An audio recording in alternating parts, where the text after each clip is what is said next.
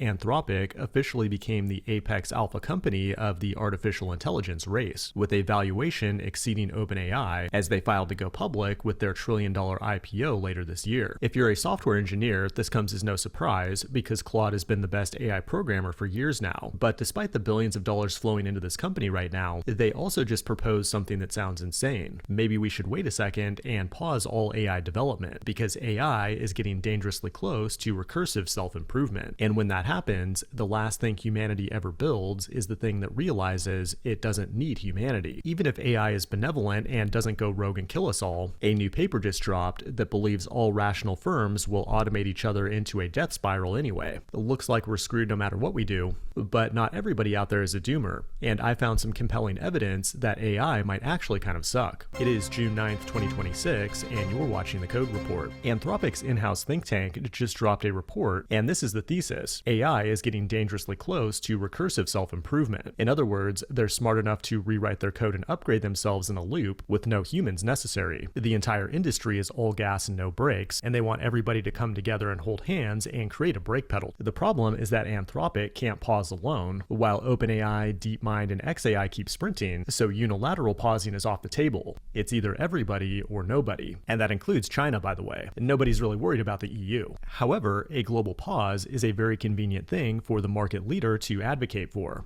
Because it doesn't erase Anthropic's lead, it freezes it, right as they're about to make billions of dollars with an IPO. If all this sounds familiar, it's not because you're crazy, it's because in 2019, OpenAI did the same thing before the release of GPT-2. At first, they said it was too dangerous to release, just like Anthropic is doing right now with Claude Mythos, but then they released GPT-2 and it was totally fine. That was 7 years ago, and now it looks like ancient technology. Today, if we are to trust these Trust Me Bro benchmarks, the modern Claude models are far better at research than humans. Like 64% of the time, Claude Mythos is better than a human every time. On top of that, AI researchers are now solving problems that humans haven't been able to. Like OpenAI recently disproved a central conjecture in discrete geometry, which mathematicians have failed to do for the last 80 years. The scary thing is that we're already giving AI access to data centers, robots, and weapons to blow people up, and thanks to predictive programming in Hollywood movies, we all know how that story ends. It's either enslavement like The Matrix, or extermination like Terminator. I'd prefer the latter, but there's a possibility for an even dumber outcome, as predicted by economists from Boston University in their paper, The AI Layoff Trap. At this point, there's been tens of thousands of layoffs in tech thanks to AI, but these economists did some math and it doesn't look good, because when a firm automates away a worker with AI, it pockets 100% of the savings, but the laid off worker is also a customer, and their lost spending doesn't just hurt the firm that fired them, it hurts everyone selling anything. Demand goes down, so the end game is that firms automate their way to infinite productivity and zero demand. They also argue that things like UBI and upskilling aren't going to work, and the only solution is to put a tax on automation, kind of like the same way we tax pollution, making it cost more to fire people so the math stops rewarding the AI race. But if there's one thing I've learned about economists, it's that they're wrong pretty much every time. A third possibility is that AI just isn't nearly as good as people think and never will be.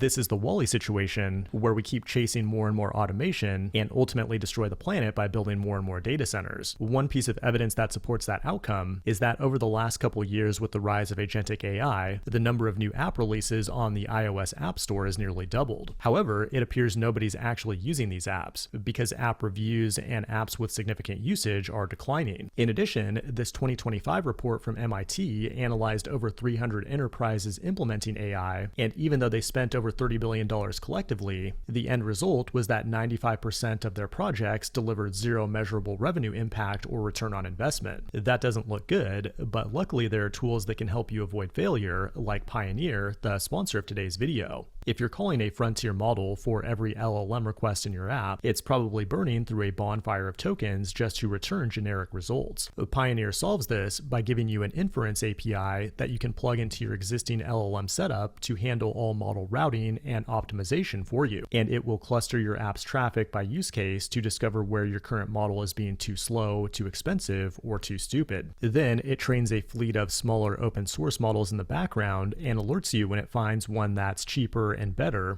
so you can easily swap it under the hood. A Pioneer works great with Claude Code, Codex, Cursor, Hermes, or anything else hitting an LLM endpoint, and you can get $30 of inference for just $5 today.